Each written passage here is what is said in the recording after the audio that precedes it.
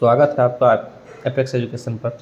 तो जो भी अभ्यर्थी इस बार एईडीओ का परीक्षा दे रहे हैं, उनको सर की बातों को सुनना चाहिए, क्योंकि इन्होंने बहुत ही महत्वपूर्ण बातों को बताया है। तो वीडियो को शुरू से अंत तक अवश्य देखें, और चैनल पर नए हैं तो चैनल को सब्सक्राइब जरूर करें, और वीडियो को अधिक से अधिक शेयर करें ताकि सबको यह पहुँच सके और उनको जानकारी मिल सके। धन्यवाद।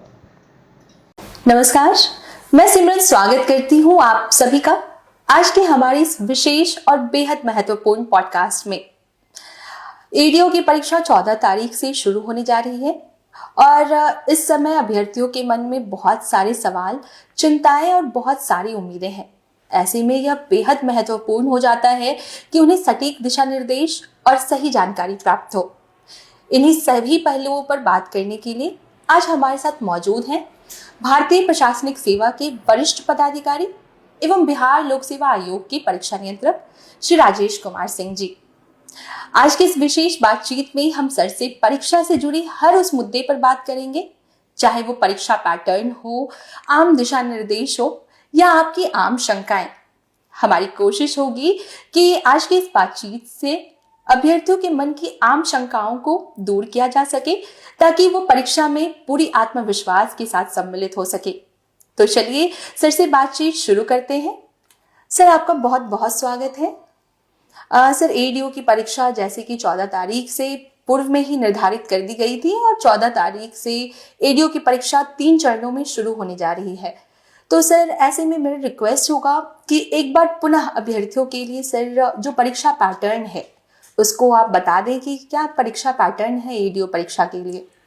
देखिए, 3 चरण में ये परीक्षा निर्धारित है। पहला चरण 14 और 15 तारीख को होगा, दूसरा चरण 17 और 18 तारीख को, और तीसरा चरण 20 और 21 तारीख को। परीक्षा वस्तुनिष्ठ प्रकार की होगी, मतलब मल्टीपल चॉइस क्वेश्चंस रहेंगे इसमें, जिसमें कि ओएमआर बेस्ड परीक्षा होगी। सर, एईडीओ परीक्षा के लिए कुल कितने अभ्यर्थियों ने आवेदन किया है? ये लगभग 11,10,97,000 के आसपास हैं। 11 लाख अभ्यर्थियों ने आवेदन किया है। बिहार लोक सेवा आयोग की इस दृष्टिकोण से सबसे बड़ी परीक्षा है। तब तो फिर परीक्षा काफी टफ भी होने वाला है सर। ऑब्वियसली। सर, एईडीओ परीक्षा में जो ओएमआर शीट है, उत्तर पत्रक, उसके मूल्यांकन की क्या प्रक्रिया है?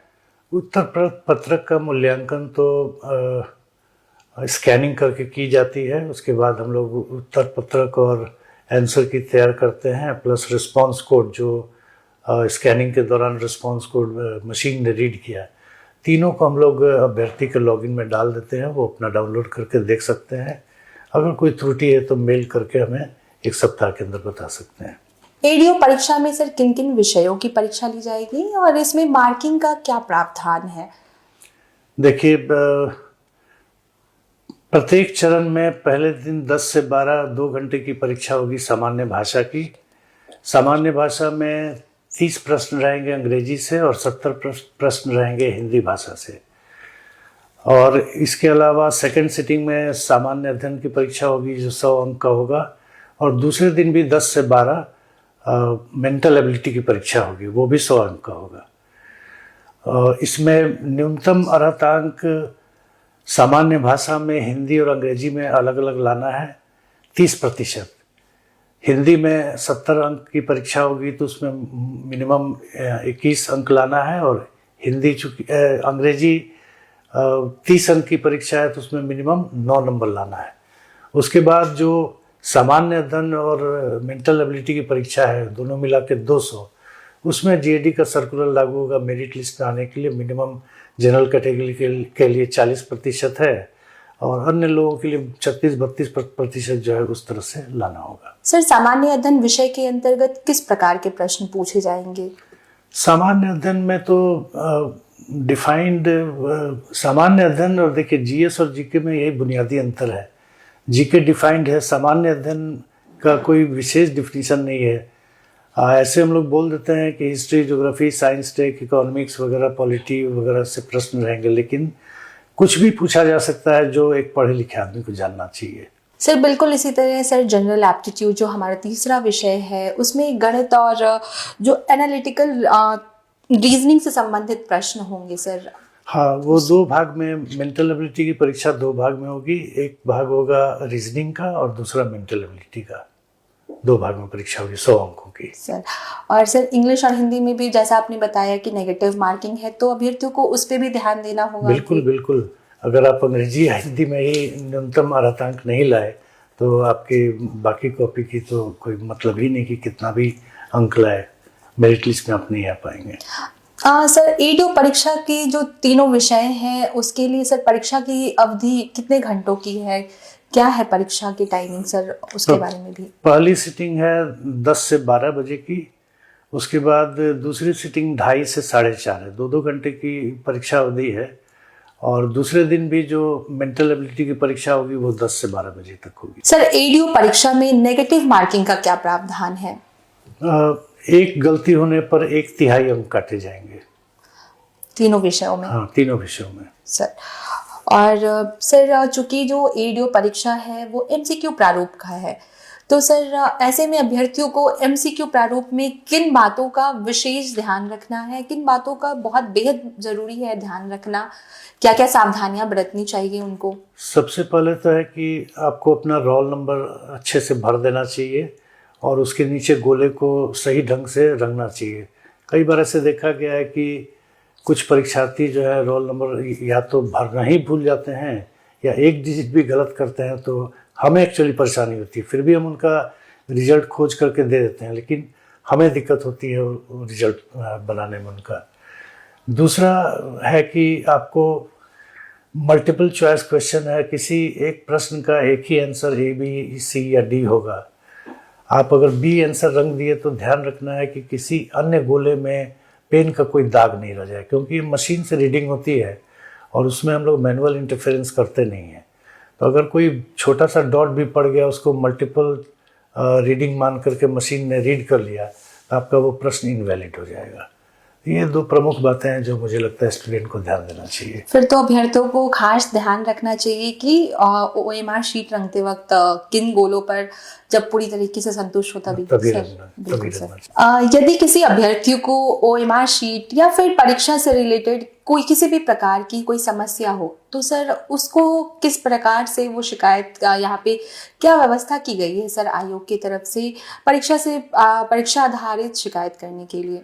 देखिए, ओएमआर या प्रश्न पुस्तिका से संबंधित कोई शिकायत है, अभ्यर्थी शुरू में ही देख लें कि उनके प्रश्न पत्र सही है और ओएमआर शीट भी सही ढंग से छपा हुआ। अगर कोई त्रुटि नज़र आती है तो वहीं पर इन्विजिलेटर को बोल करके दूसरा उसी सीरीज का प्रश्न पत्र या ओएमआर ले सकते हैं वो। रही बात की परीक्षा के संचालन से संबंधित कोई शिकायत अगर उन्हें करनी है तो हर परीक्षा के बाद हम लोग 48 घंटे के लिए माननीय उच्च न्यायालय के आदेश के आलोक में 2025 से पब्लिक ग्रीवांस पोर्टल हम लोग लॉन्च करते हैं, जिसमें परीक्षा समाप्त होने के 48 घंटे के भीतर अभ्यर्थी एफिडेविट के साथ अपनी शिकायत उस पर अपलोड कर सकता है और संबंधित जिला पदाधिकारी 72 घंटे के अंदर उस शिकायत का जांच करा करके अपलोड करते हैं कि क्या फलाफल पाया गया। इस परीक्षा के लिए 15 तारीख से लेकर के 23 तारीख तक पब्लिक ग्रीवांस पोर्टल, चूँकि ये लगातार 3 फेज में परीक्षा एक दिन गैप करके, तो 15 तारीख से 23 तारीख तक लगातार पब्लिक ग्रीवांस पोर्टल खुला रहेगा। परीक्षा केंद्र पर अभ्यर्थियों के लिए किन नियम और निर्देशों का पालन करना अनिवार्य होगा सर? 2-3 चीज का अभ्यर्थी ध्यान रखें। पहला तो है कि कोई घड़ी वड़ी पहनकर नहीं जाएं, घड़ी बिल्कुल अलाउड नहीं है, स्मार्ट वॉच भी अलाउड नहीं है। दूसरा है कि 2 घंटा पहले परीक्षा केंद्र पर पहुंच जाएं। देखिए, परीक्षा शुरू होने के चाहे फर्स्ट सिटिंग हो या सेकेंड सिटिंग हो, 1 घंटा पहले स्ट्रिक्टली एंट्री बंद कर दी जाती है। कई बार ऐसी शिकायतें आती हैं कि एंट्री बंद होने के 1 या 2 मिनट बाद भी अभ्यर्थी पहुंचे तो उन्हें अंदर जाने नहीं दिया गया। तो मैं सभी अभ्यर्थियों से अनुरोध करूंगा कि प्रथम सिटिंग जैसे 10 बजे है तो हर हाल में कितना भी विलम्ब हो तो 8:45 तक सेंटर पर पहुंच जाए।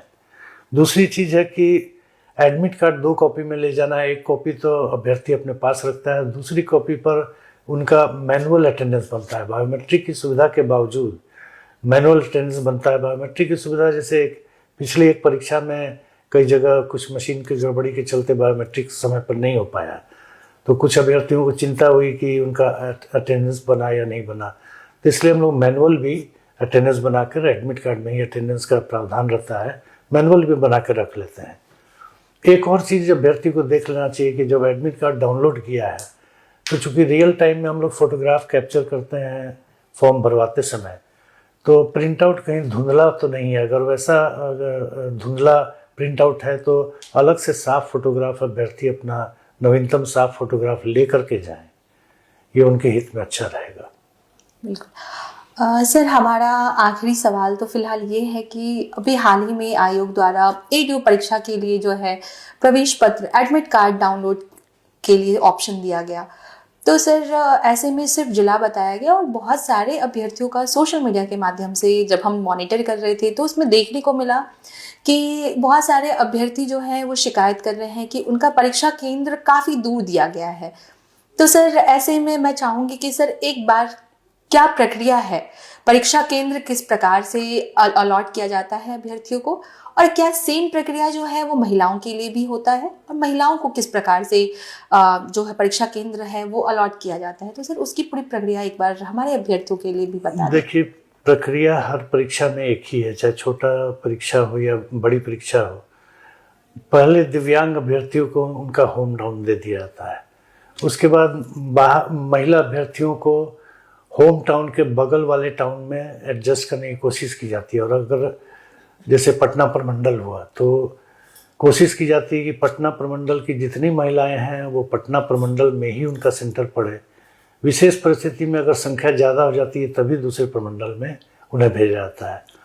बाहर के अभ्यर्थियों को कोशिश यथासंभव करते हैं, जैसे जो झारखंड के अभ्यर्थी हैं तो उनको नवादा या गया जैसा सेंटर मिले कि झारखंड से वो बस से आकर सीधा नवादा या गया उतर सकते हैं। इसके बाद बचे हुए अभ्यर्थियों का रैंडमाइज करके किया जाता है। मतलब पूरी प्रक्रिया जो है वो रैंडमाइजेशन एक तरीके से है, इन दो तीन वर्ग को छोड़कर बाकी बिल्कुल रैंडमाइज करके किया जाता है। और सर लास्ट में अभ्यर्थियों के लिए सर आप अपनी तरफ से और क्या टिप्स देंगे जो एडीओ परीक्षा में सम्मिलित होने जा रहे हैं अभी? मैं तो यही कहूँगा कि समय पर परीक्षा केंद्र पहुँचे। अब समय कम है, पढ़ाई मैंने जितना ज़्यादा रिवाइज करना हो कर सकें तो करें। और 11 तारीख को हम परीक्षा केंद्र भी बता देंगे, वो देख सकते हैं लोग। और 14 तारीख और 15 तारीख की परीक्षा के लिए 11 तारीख को हम परीक्षा केंद्र बता देंगे, वेबसाइट पर देख सकते हैं। उसी तरह हर एक चरण में 3 दिन पहले परीक्षा केंद्र लोग देख सकते हैं। और अंत में मैं सभी अभ्यर्थियों को शुभकामना देता हूँ। धन्यवाद। Thank you so much sir. आपने एडीओ परीक्षा से जुड़े बहुत सारे सवाल जो थे हमारे और सारी शंकाओं को, आशा है, उम्मीद है कि अभ्यर्थियों की सारी शंकाएं दूर हुई होंगी और जितने भी सवाल थे आपके हमने उसको एड्रेस किया होगा। Thank you so much sir, आपने अपना वक्त दिया हमें। हमारी तरफ से भी एडीओ परीक्षा में सम्मिलित होने वाले सभी अभ्यर्थियों को बहुत सारी शुभकामनाएं। धन्यवाद।